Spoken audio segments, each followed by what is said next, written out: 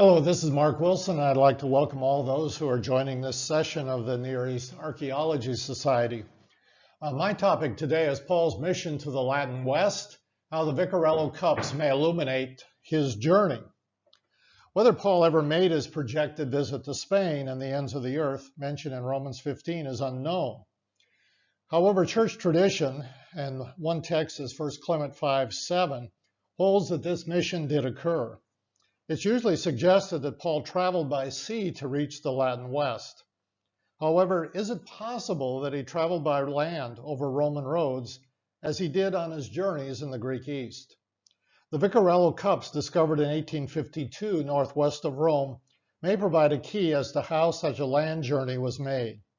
This presentation will briefly look at the background of the Pauline mission westward and then examine the cups and other archaeological realia related to travel from Rome to the Latin West. It concludes with a positive assessment regarding the viability of Paul making a journey to the Western Roman provinces. Paul's intention and date for a Spain visit. Writing from Corinth, Paul expresses in his letter to the Romans in chapter 15 his plan to visit Spain. And he asks the Roman church there for assistance as he passes through on his way westward. 4 verses later, he reiterates his desire to visit Spain and seeing the Romans along the way. We come to the end of the book of Acts, and we see Paul is in prison for 2 years, and he's staying there in his own rented house. And Pauline scholars who develop a chronology of Paul will put this Roman imprisonment roughly from April 60, 2 years later, to the same period in the year 62. So if we fit a visit for Spain into this period, the earliest we could have him departing would be sometime in late March to early April in the year 62. It's usually suggested that Paul traveled to Spain by sea. So a definite pro related to a sea voyage would be that it's shorter, so roughly 1,660 miles, 16 miles from the port of Ostia to Tarraco. Sea travel was always faster and cheaper in antiquity. A con for this would be that this is still the cusp season in early spring for sailing. There's also a prevailing westerly wind that would make a direct voyage difficult. And then upon arrival in Ostia, Paul would need to find a ship actually traveling to Spain, which he might have had to wait for. Now, contrarily, by land, he could depart immediately upon his release. He wouldn't need to go down to Ostia and locate a ship traveling west. A definite con is we have a longer distance, 882 miles to Tarraco, and always a bit more expensive because of the need to provide room and board along the way. So a question to ask is, after 2 years of house arrest, which mode of travel would appear most practical to Paul? I suggest having experienced lockdowns during the pandemic, some of you have as well, that Paul wanting to get out and get active doing some walking and a land journey might have been most appealing to him after 2 years of house arrest. All roads lead to Rome or from Rome, so Paul would have left from the imperial city. This is the golden milestone in the Roman Forum that all roads connected with. Now, the Vicarello Cups that we're referring to were found northwest of Rome around Lake Bracciano in the early 2nd century, one of the major aqueducts bringing water to Rome originated from that. You can see the aqueduct springs up there during, this is the time of the Trajan aqueduct. So picture of the bath complex in the upper left that these cups were found. And these were cups found amongst a number of other vessels made of various metals that were there. And scholars have suggested that these were votive offerings to Apollo, possibly for a safe journey. These cups have been dated by Italian scholars to late 1st century BC to early 1st century AD. So we're talking a period just a few decades then before a projected journey of Paul to the Latin West. One suggestion about what they represent, though, could these be copies of milestones that had been erected in Gades, Spain? So these are the important Vicarello Cups that we're referring to here.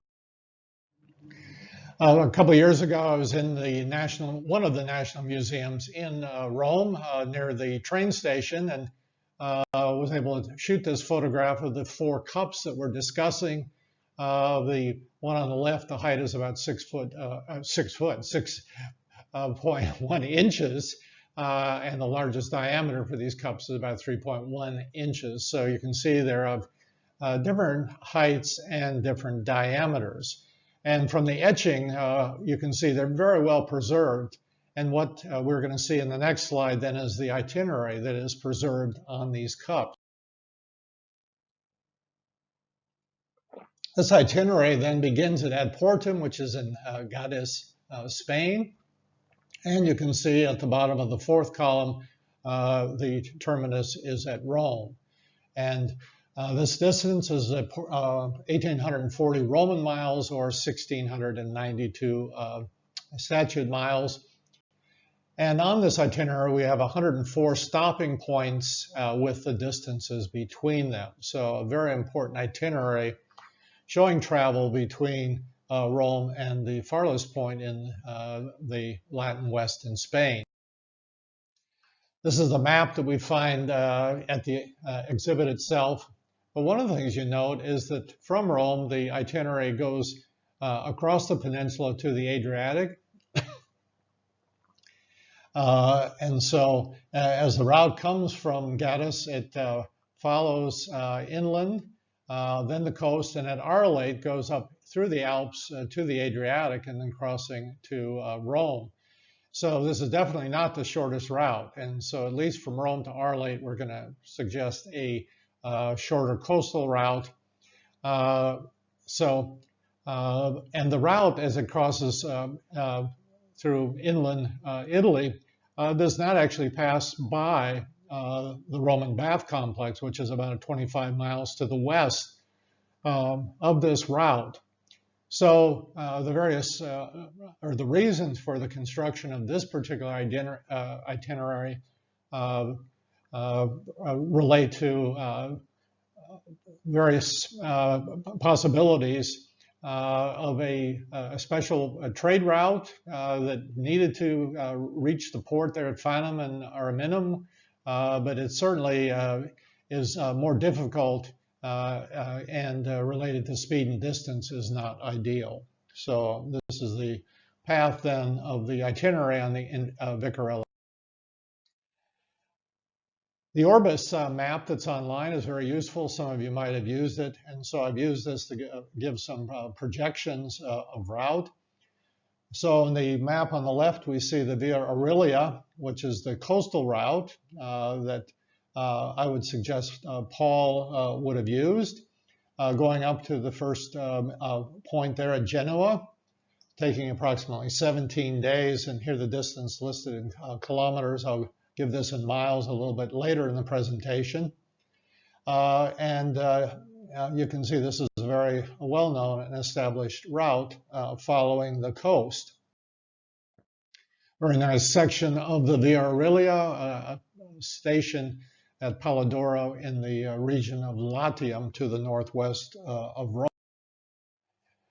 From Genoa, modern Genoa, the route follows the Mediterranean and then cuts inland to Arlate, modern Arles. So again, traveling directly would take some 14 days along here and around 421 kilometers.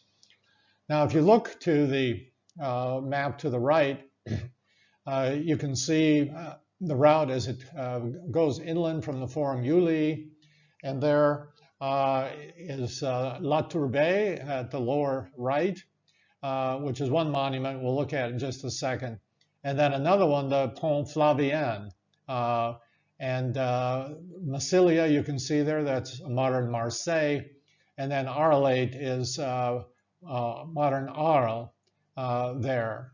And so this is part of the next section that we see here on the Via Aurelia or Via Julia Augusta. These are pictures of these two great monuments here. The Trophy of Augustus at La Tourbe, and this is situated just above the Principality of Monaco, kind of situated on the coast, in the Pont Flavien with its two very well-preserved arches just to the northwest of Marseille. So both monuments from the Augustan period, imperial period before the time of Paul, still in existence. Now, I was in France and Spain last year with a group, but I have not personally visited this section going up from Rome to Arlate and to see these monuments, which I hope to do at some stage. In Arles, we have a wonderful museum there. You can see it's situated on the Rhone River, some milestones from there. And this is the terminus then from the Via Aurelia coming across to Arlate, the Roman colony there. So the next stage of the journey then would be from Arlate to Tarraco, again, largely following the Mediterranean coast. This journey taking approximately 18 days, covering 539 kilometers. And so from Arlate, you can see on the map to the right, you go roughly and to just a few miles to the northwest to the Roman colony of Nemours, modern Nîmes. You can see again the road network going all the way from Rome to Gades here with the black dotted lines. And the section of road we're now encountering here is the Via Domitia, section of road to the upper right there. And it was along this route then that the Vicarello Cups follow as it goes into the Alps rather than taking the coastal route that we've been looking at. You can see the three very nice milestones in the center of the picture. We were not able to see these milestones on our trip last year simply because they were difficult to get into with access. But these are still in situ from the Via Domitia. Wonderful museum at ancient Nemours, modern Nîmes, again showing milestones there, and a map showing the path of the Via Domitia to its southern terminus on the border between France and Spain at the summit of the Pyrenees, which we'll look at. One of the wonderful sites to the southwest of Nîmes is a site called Ambrusum. You can see the remains of a bridge that crossed the river there. And this brought access to a fortification city called an oppidum, very well preserved roads and streets inside this oppidum with walls. And just to the northwest of this bridge was the station, way station. You see the remains of the foundations that have been excavated there. And then over to the left, one of the milestones that sits very close to the museum.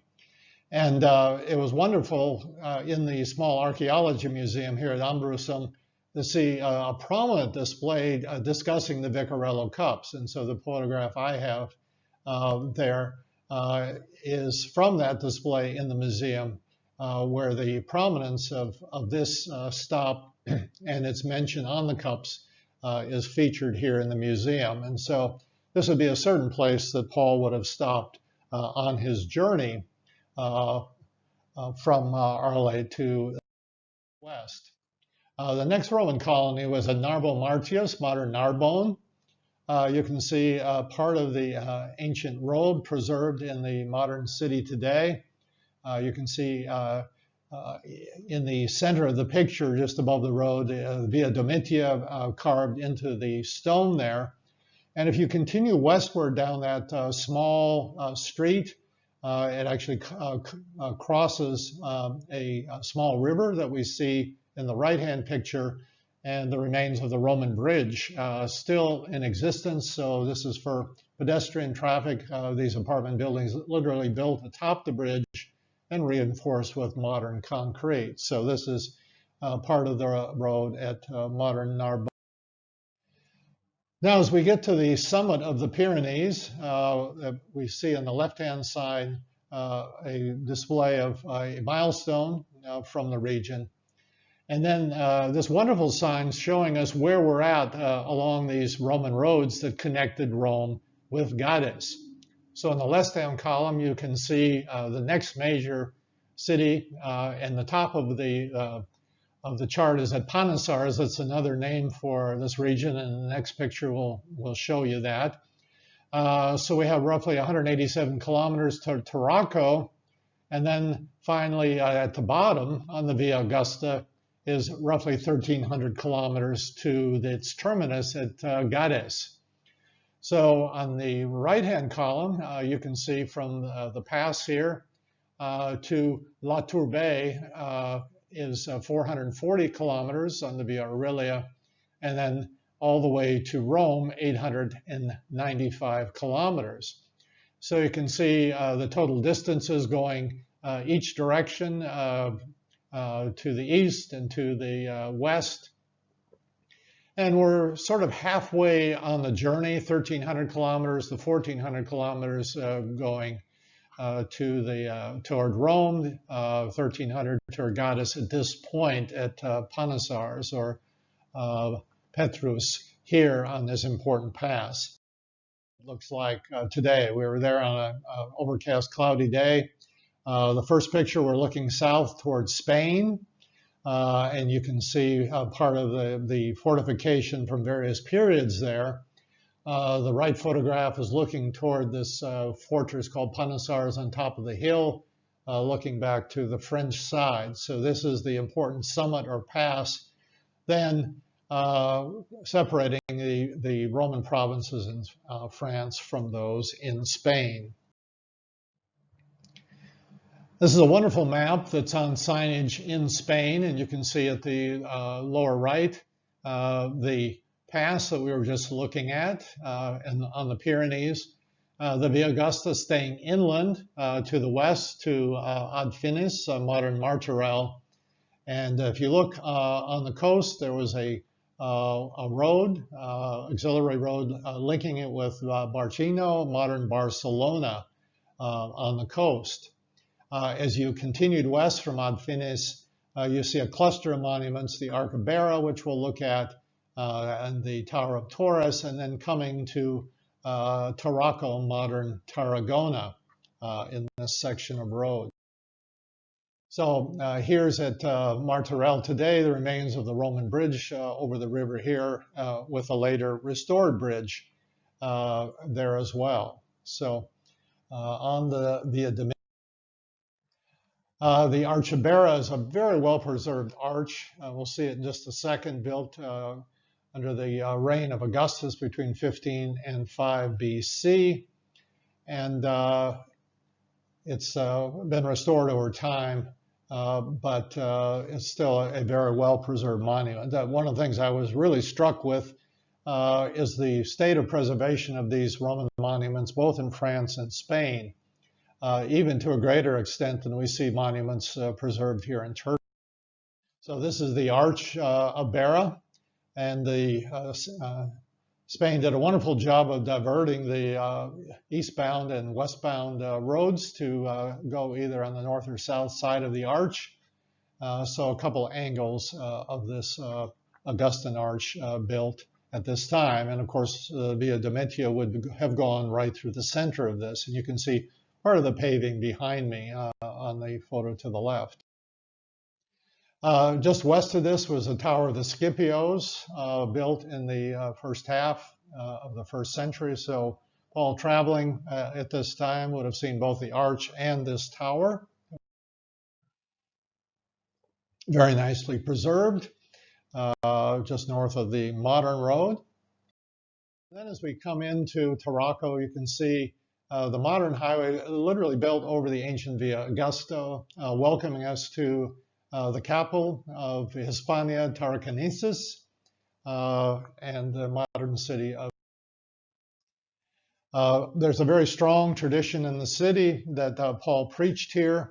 On the Acropolis of the city, there is a Catholic seminary that's built, and within this seminary, we can see this chapel built in the 13th century, where, according to tradition, Paul preached here in the city. So modern Tarragona has so many wonderful archaeological sites here, including an aqueduct to the north, well-preserved theater, Colosseum, and this is what specifically relates to Paul here.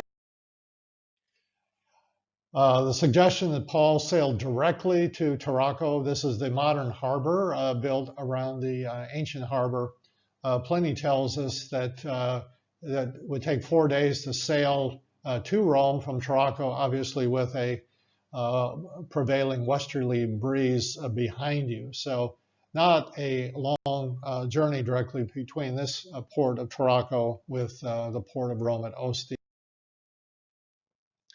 So the goddess that we've been looking at, the terminus of the Vicarello Cups, is this the ends of the earth? We see Jesus in his commission in Acts 1:8 talking about the gospel being preached to the ends of the earth, picking up the prophecy of Isaiah in 49:6. But we also see the Greek geographer Strabo mentioning in his geography, also he calls goddess the ends of the earth. So we might ask the question here, was Paul motivated to fulfill the prophecies of Isaiah and Jesus as part of an evangelistic bucket list? So clearly a journey from Rome to Tarraco would be a minimum of 40 days of straight travel, but a slower pace if he's stopping to do some evangelism along the way, rest days. Even at 90 days would give him an arrival in the city in late June or early July if we're looking at around April 1st of a departure from Rome. The Via Domitia going westward to Gades would have passed through other major cities in Spain, including Cordoba, Roman calling, modern Cordoba, which is the capital of the province Baetica. So Paul would be traveling through 2 of the 3 provincial capitals, as well as Hispalis, modern Seville.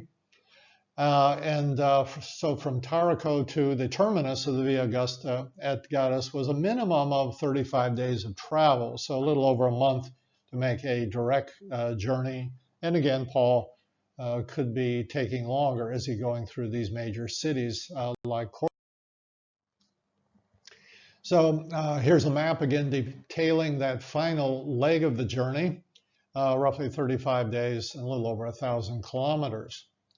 Now, the map on the right is a very nice inset showing you the route of the Via Augusta with the dotted lines, and then the route according to the Vicarello goblets. So you can see that the Vicarello itinerary follows inland there and bypasses Carthago Nova, modern Cartagena there. So a slight divergence in the itinerary there in south central Spain, and again showing the provinces that are there. With Cordoba there, you can see as it makes its way through Hispalis, Seville, and then Ugia there, I'll show a photo next, arriving at Gades on the Atlantic Ocean. You can see it's northwest of Cape of Gibraltar there. So we're out of the Mediterranean now into the Atlantic. It was exciting for us. I'd read about this Roman bridge existing as we drove down to modern Gades, and our driver was amenable to taking a side trip. We found it with a bit of struggle. One of our problems with Roman bridges like this in Turkey is we often don't have an inscription to date it. And as you can see on the backside of the bridge we're looking at here, a very nice Latin inscription there from the time of Augustus, indicating this is a bridge then on the Via Domitia. So arriving at Gades, we see a nice sign mentioning the Via Augusta, part of the street there that's been uncovered in the modern city, overbuilding the ancient one. Still a very nice theater that's been excavated. So we're basically having the city of Cadiz, ancient city, on the same peninsula into the Atlantic there. Again, we know from Pliny as well as Plutarch that sailing time from the port here going to Rome could go from 6 to 9 days. So not a long journey again coming from this port to Rome because of the prevailing breezes. So we've been looking at a suggested land route for Paul if he took a journey by land instead of sailing. First stage, Rome to Genoa on the Via Aurelia, minimum of 17 days. Genoa to Arelate, roads merging there at Genoa, bringing us there in 14 days. Arelate to the gates in the Pyrenees, 18 days on the Via Domitia, then transferring to the Via Augusta to Tarraco, another 18 days. So if we're going directly from Rome to Tarraco, this could be made in 48 days. And then as we look for the final stage, if Paul decides to go on from Tarraco to the ends of the earth at Gades, the Via Augusta would be roughly another 35 days. So a direct journey would have taken then something like, we've got, 83 days putting from Rome all the way to Gades with a distance of 1,528 miles. So to make a comparison of Paul's travel in the Eastern Empire, a trip from Antioch to Corinth on a second journey would have been 1,661 miles. So this journey from Rome to Gades is certainly not out of the question. It would be consistent with Paul on his earlier journey. So our conclusion. A scholar named Schmidt has advanced the recent hypothesis on the Vicarello Cups that it's not related to trade or mercantilism, but that it's recording a road of the mythological figure Hercules, via Hercules, and that Cup 4, instead of dating from the Augustan period, dates several centuries later to the 4th century. And he suggests that this route runs from the Phoenician temple of Hercules Gadetanus, which is now lost. And we know this was located again from ancient sources outside of Gades. And this would have led to the Monopterus temple of Hercules on the left bank of the Tiber in Rome. So an alternative hypothesis to the prevailing one, but it's interesting to consider. Now, nevertheless, the Vicarello Cups provide archaeological evidence of a land itinerary with known stations similar to other itineraria. And so these itineraries definitely show the possibility of land travel to Spain in the 1st century AD. So Paul could have sailed to Rome from Gades in mid-October 62 before the sailing season closed, or stayed on there till mid-March of 63 to arrive back in Rome. Or he could have returned by land to Tarraco in the late fall, early winter, and sailed from there to Rome in spring of 63. And so scholars who are projecting another journey to the Greek East, as recorded in the pastoral letters to Crete and Ephesus and Troas, would put that in the period after Paul's return to Rome in the spring of 63. So if we're fitting in a journey to Spain, this is eminently doable. And our final observation, Paul, as an experienced traveler on land and sea, had both the means and the opportunity to make a journey to Spain. And I thank you very much.